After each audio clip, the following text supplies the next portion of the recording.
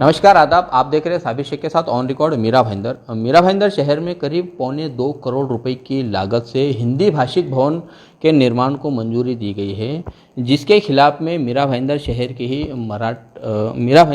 की ही मराठी एकीकरण समिति ने मोर्चा खोल रखा है। इनका मानना है कि चाहे कुछ भी हो जाए, मीरा भाईंदर शहर में हिंदी भाषी भवन बनने नहीं दिया जाएगा। हम जानना चाहेंगे उनसे कि उनका एक्चुअल में किस बात को लेकर विरोध है और क्या आपकी मांगे हैं। मराठी एकीकरण समिती ही पूर्ण महाराष्ट्रात पसरलेली अशी एक लोक चळवळ आहे आणि हा फक्त मीरा भाईंदरचा मुद्दा नाही आहे, तर पूर्ण महाराष्ट्रातील जी महाराष्ट्रीय मराठी जनता आहे ना, मराठी प्रेमी जनता आहे, ती ह्याच्यामुळे गरम झालेली आहे, कंटाळलेली आहे या सगळं राजकारणाला। आणि हे केवळ मतपेटीचं राजकारण आहे, फक्त हिंदी भाषिक मतांना लुभावण्याकरता केलेलं हे राजकारण आहे। निवडणूक आयोगाचे सर्व नियम धाब्यावरती बसवून हे नको ते काहीतरी आश्वासनं देतात निवडणूक तोंडावरती, आणि ते पूर्ण करण्याकरता हा स्थानिक लोकांचा पैसा वाया घालवत आहेत। हे 1,75,00,000 हे स्थानिक शहरातील लोकांच्या कररुपी पैशातून जमा झालेला पैसा आहे, आणि हा स्थानिकांसाठी मूलभूत सुविधा पुरवाव्या याच्याकरता पैसा आहे। ह्याचा उपयोग तुम्ही कुठल्या राजकारणाकरता करू नकात, कुठल्या मतपेटीकरता करू नकात। तुम्हाला एखाद्या हिंदी भाषिकांकरता त्यांची मतं मिळवण्याकरता एखादं वास्तू उभारायची असेल तर तुम्ही स्वखर्चाने स्वतःची जमीन विकत घ्या, स्वखर्चाने वास्तू बांधा, त्याला आमचा काही विरोध नाही आहे। पण हिंदी भाषिक भवन या नावाने एखादा जर खर्च कराल आणि तो स्थानिकांच्या पैशातून कराल तर त्याला आमचा पूर्णपणे विरोध आहे। याच्याकरता लागणारा भूखंड आगरी कोळी बांधवांचा आहे, आणि आगरी कोळी बांधवांनी शहरातील मराठी लोकांसाठी हा भूखंड तुम्हाला दिलेला आहे। हा सेवा सुविधा भूखंड आम्ही तुमच्या घशात घालून देणार नाही। याच्याकरता आम्ही कुठल्याही थराला जाऊन आंदोलन करणार, त्याचा विरोध करणार, गरज पडली तर आंदोलनं जनता हिंसकतेने करेल, रस्त्यावर उतरून करेल, कदाचित आम्ही कोर्टातही जाऊ, न्यायालयात जाऊन आम्ही दाद मागू, आणि आम्हाला खात्री आहे की न्यायालय त्याला कायदा कळतो, न्यायालय हे राजकारणी लोकांचं नसतं, तिथे आम्हाला नक्कीच न्याय मिळेल। एका प्रकारे म्हणजे आपण चिथावणी देत आहेत, आपण धमकाव आहे असं आपल्या बोलण्यातून स्पष्ट होतं आहे। मला हे सांगा का मराठी एकीकरण समिती याचा आतापर्यंत मीरा भाईंदर शहराला किंवा महाराष्ट्र राज्याला कितपत फायदा झालेला आहे? आपले कुठले असे जे चळवळ आहेत, कुठले आपले कार्य आहे ज्याच्याकडून लोकांना लाभ झालेला आहे? अनेक फायदे आहेत। मी मोजायला बसलो तर साहेब तुम्हाला 7 दिवस 8 दिवस आमच्यासोबत चर्चा करावी लागेल। आज रेल्वेमध्ये पूर्वी फक्त हिंदी आणि इंग्रजी एवढ्याच फक्त भाषा दिसत होत्या, आता रेल्वेमध्ये पण मराठीमध्ये सूचना दिसू लागलेल्या आहेत। राज्यातील जेवढी पोस्ट ऑफिसेस आहेत, विमानतळं आहेत, पुरातत्व विभागाची खाती आहेत, तिथे सगळीकडे आता मराठी दिसायला लागले। बस जेवढ्या आहेत सार्वजनिक तिथे मराठी दिसायला लागलेलं आहे। राज्यातील प्रत्येक माणूस जो आतापर्यंत निद्रिस्त होता त्याला आता मराठीबद्दल त्याची अस्मिता जागृत होत चाललेली आहे।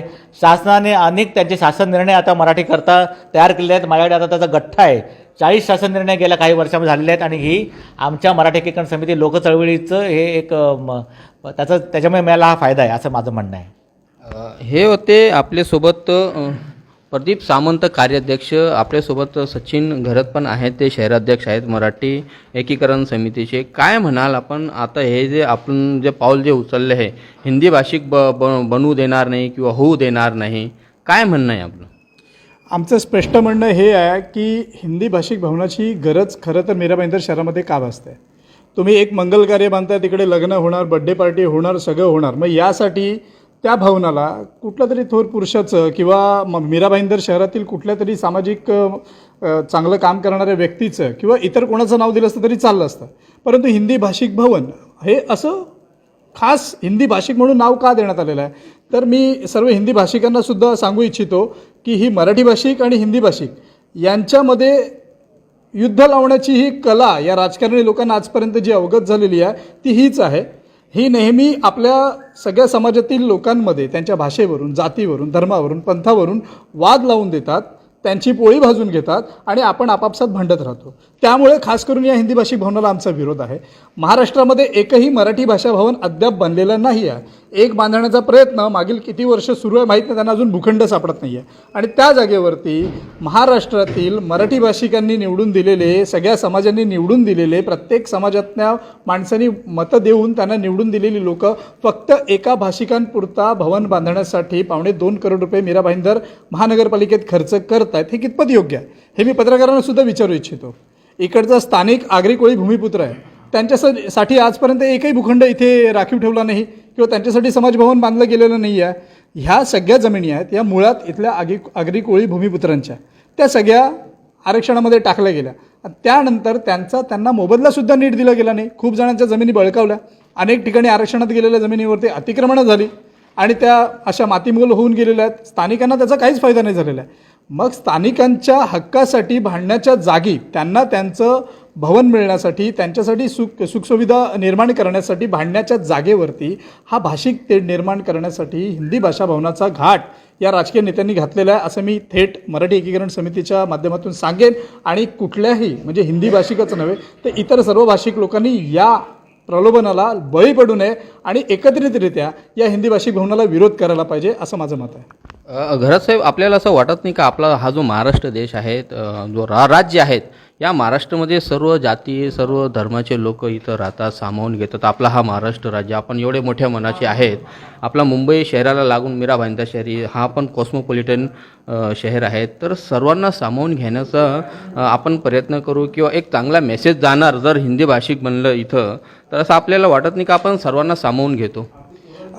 मी तुम्हाला सुद्धा याबद्दल एक प्रतिप्रश्न करेन, म्हणजे प्रश्नाला प्रश्न करून उत्तर देतो ना त्या पद्धतीने. तुमच्या घरात तुमची आई आहे आणि मावशी आहे. पहिला आपली आई आहे ती सुदृढ होऊ द्या ना. आज मीरा भाईंदर महानगरपालिकाचं नाही, पूर्ण महाराष्ट्र राज्यामध्ये आरोग्यासंबंधित, शिक्षण संबंधित आणि इतर ज्या सुविधा आहेत त्या संबंधित अनेक प्रश्न उपलब्ध आहेत. मग ते सोडवायला हवेत. स्थानिकांना रोजगार नाही आहे, स्थानिकांचं शिक्षण नीट होत नाही आहे, स्थानिकांच्या आरोग्याचे प्रश्न नीट सोडवले जात नाही आहेत. आणि हे सगळं असताना हिंदी भाषिक भवन हे कितपत योग्य वाटतं आहे? आमचं म्हणणं एवढंच आहे, स्थानिकांच्या म्हणजे आपण म्हणतो ना भारत देशाला 22 भाषा आहेत अधिकृत, त्यातली मराठी एक आहे. आणि 1 मे 1960 रोजी 107 हुतात्मे देऊन हा संयुक्त महाराष्ट्र मिळाला आहे. तो कशासाठी मिळाला आहे? इथल्या मराठी जनांना पूरक होण्यासाठीच बनवलेला आहे. भाषावर प्रांतरचना का झालेली आहे? त्यासाठीच झालेली आहे. मग या गोष्टी आपण कधी कधी काय करतो, बाजूला ठेवतो आणि आपण देशाच्या विषयावरती बोलायला सुरुवात करतो. देशाबद्दल आम्हाला सगळ्यांना अभिमान आहे. खूप जण असं म्हणतात की मराठी करतात, त्यांना देशाचा अभिमान नाही. देशाचा अभिमान या देशातील प्रत्येक नागरिकाला आहे. परंतु राज्याचा विषय जेव्हा येतो तेव्हा राज्यातील जे बहुभाषिक आहेत, महाराष्ट्र हा एक भाषिक राज्य आहे, मग त्यांच्यासाठी आधी सुविधा पुरवल्या गेल्या पाहिजे की इतरांना सामावून घेण्याचं काम करायला पाहिजे. आज मुंबई शहराची क्षमता किती आहे? जवळपास 75 लाख, बरोबर. आज तिथे 2.5 ते 3 कोटी लोक भरलेली आहेत. आता हे 2.5 ते 3 कोटी लोकांमध्ये तुम्हाला काय वाटतं कोण जास्त आहेत? मग महाराष्ट्राने, मुंबईने या सगळ्या लोकांना सामावून नाही घेतलेलं आहे. इथे येणारा प्रत्येक माणूस उपाशी कधी राहत नाही, तो एक टाईम तरी पोट भरून जेवतो. मग आणखी किती सामावून घ्यायचं साहेब? आमचा हा प्रश्न आहे. नाही, आपण जसं एक उदाहरण दिलं का पहिले आईला पोट भरून जेवण द्यायचं किंवा मावशीला. जर आईचं पोट भरलं तर मावशीला जेवण देताना आपला काही विरोध राहणार का? आईचं पोट भरलं तर साहेब मावशी काय, बाजूचे शेजारी पाजारी सुद्धा भरण्याचा हा आमचा धर्म आहे, महाराष्ट्र धर्म आहे. छत्रपती शिवाजी महाराजांनी सुद्धा हाच धर्म पाळलेला आहे.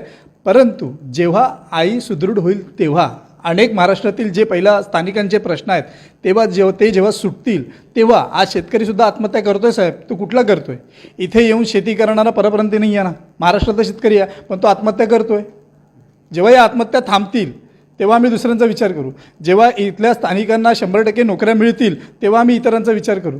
जेव्हा स्थानिकांचा रोजगार होईल, त्यांच्या आरोग्याच्या समस्या सुटतील तेव्हा आम्ही इतरांचा विचार करू. पण आता सध्या काय होतं आहे की ठीक आहे तुमचं चाललं आहे हो, पण आधी तुम्ही दुसऱ्यांचा विचार करा. माणुसकी ही येते, सगळ्यांच्या मध्ये असते, परंतु जे नियम कायदे कानून आपण बनवलेले आहेत राज्याच्या हिशोबाने, संघराज्याच्या हिशोबाने, त्यांचं पालन करून आपण ते करायला हवं असं आमचं मत आहे. साहेब, राज्य सरकारकडून किंवा आपली जी लोकल बॉडी आहेत महानगरपालिकेकडून लोकांना जे मूलभूत ज्या सुविधा आहेत त्या मिळत नाही, आपलं असंच म्हणणं आहे. पहिले त्या मूलभूत सुविधा ज्या आहेत ते लोकांना मिळायला पाहिजे, त्यानंतर हे इतर गोष्टी व्हायला पाहिजे. मूलभूत सुविधा हे तर कधी मिळणारच नाही, हे तर शक्यच नाही. आपले जे राजकारणी लोक आहेत ते त्यांची काय मनस्थिती आहे मूलभूत सुविधा देण्यासंदर्भात. आमच्याकडे एक चांगला हॉस्पिटल नाहीत, आमच्याकडे सरकारी शाळा नाहीत का 7वी ते पुढं कुठं शिक्षण घ्यायचं, म्हणजे हे आमच्या राजकारण्याचं हा फेल्युअर आहेत. तुम्हाला वाटतंय साहेब का हे मूलभूत सुविधा आम्हाला मिळणार 100%? त्यानंतर आम्ही मग हिंदी भाषिक भवनाला तुमचा पण दुजोरा असेल का, हा बाबा होता तो तुम्ही बनवा, असं वाटतं तुम्हाला? माझं तर म्हणणं आहे की आपण राजकारण्यांकडे या दृष्टीने बघायलाच नको. आजपर्यंतचा इतिहास आहे की राजकारण्यांकडून ह्या अपेक्षा पूर्ण केल्या गेलेल्या नाही आहे. आपला भारत देश स्वतंत्र होऊन इतकी वर्ष लुटलेली आहे, तो साहेब काय आहे, परिस्थिती तीच आहे. आपण अपेक्षेने दरवेळेला दुसऱ्यांकडे बघतो आणि एक गेला की दुसरा येतो, तो सुद्धा तेच करतो, तिसरा येतो तेच होतो. त्यामुळे एक लोक चळवळ म्हणून सामाजिक गोष्ट सामाजिकरित्या सोडवण्याच्यासाठी प्रत्येकाने एकत्र येण्याची गरज आहे. मी पहिलंच वाक्य वापरलं की हिंदी भाषिक, मराठी भाषिक, गुजराती भाषिक, मराठी भाषिक हे वाद नेहमीच हे राजकारणी लावत आलेले आहेत. आम्ही मराठी एकीकरण समितीने हे वाद कधीच नाही लावलेले आहेत. आमचं म्हणणं एवढंच आहे, महाराष्ट्र मराठी माणसांचं आहे कायद्याने, हे सगळ्यांना माहिती आहे. कायद्यानुसार हा राज्य आपल्याला संयुक्त महाराष्ट्र मिळालेला आहे. 1 मे 1960 रोजी तो स्थापन झालेला आहे. 107 हुतात्मे गेलेले आहेत. हे वारंवार स्पष्टीकरण देतो. याचं कारण हे काय आहे की आम्हाला तो बाकी इतरांचा द्वेष नाही आहे, परंतु ही राज्य का पडलेली आहे तर त्या राज्यात त्या भाषिकांचं तिथे संवर्धन झालं पाहिजे, संरक्षण झालं पाहिजे आणि तेच करण्याची आम्ही अपेक्षा ठेवतो आहे. परंतु ती कोणाकडून ठेवतो आहे? आम्ही राजकारण्यांकडून नाही ठेवत. आमचा नेहमी वाद असतो तो प्रशासकीय अधिकाऱ्यांसोबत असतो. आम्ही कोणत्याही राजकीय नेत्यांकडे दाद मागायला जात नाहीत. आजही आम्ही आयुक्त वगैरे यांच्याशी बोललेलो आहोत, जिल्हाधिकाऱ्यांशी बोललेलो आहोत, आता नगरसचिवांशी बोलणार आहोत. पालकमंत्री हे राजकारणी नाही आहे, पालकमंत्री म्हणून त्यांना भेटणार आहोत, मुख्यमंत्री म्हणून आम्ही त्यांना भेटणार आहोत. मग ते कोणत्याही पक्षाचे असू द्यात आणि त्या हिशोबाने आम्ही ती मागणी करणार आहोत. मी एक उदाहरण म्हणून तुम्हाला सांगतो. माझ्या भावाच्या पत्नीची डिलिव्हरी ही नगरपालिकेच्या हॉस्पिटलमध्ये झालेली आहे, इंदिरा गांधी आपला मीरा रोडचं. तिथे काही सुविधा नाही आहेत, पण तरीसुद्धा आपण इतरांना सांगतो ना की तुम्ही हे करायला पाहिजे, ते करायला पाहिजे, नगरपालिकेच्या सुविधा घेतल्या पाहिजेत, त्या हॉस्पिटलमध्ये तुम्ही गेला पाहिजेत. आम्ही ती डिलिव्हरी केली, सुरुवात आपल्यापासून केली. तिकडच्या सुविधा नाही आहेत, त्या मागण्याचा सुद्धा आम्ही प्रयत्न करतो आहे की ह्या सुविधा इथे आल्या पाहिजेत. पण हे कधी होणार? जेव्हा हे राजकारणी लोक हे करायला सुरुवात करतील तेव्हा.